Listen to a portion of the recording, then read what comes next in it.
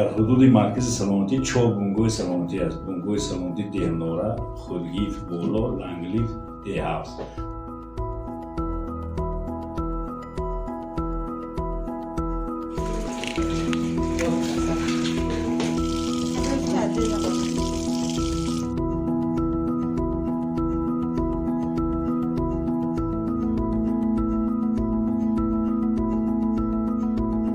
اما پیش همین اینجا باید بود گیسوی شخصی البته شخصمو پول میدادیم برق میگیردیم راست گم عذاب داشتیم در میگرون شب بگم کسلی وزمی میشد در نمیگرون برق من همین 1 سال میشد خرید گمرون نفت کردیم ما شب روز برق خواهیم.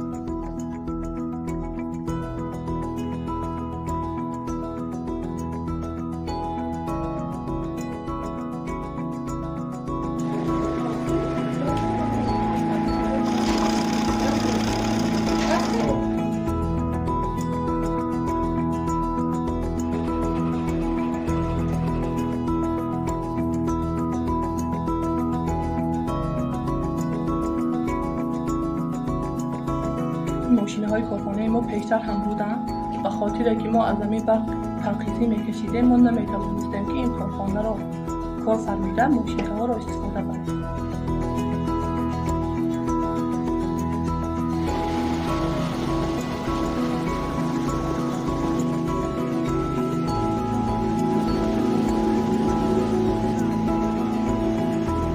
خلهم پشکه تلویزیون در این تیفیل پیلتا سلاش آرستون پشکره نمیشه پشکنه خوب میرد کار نمیکنه.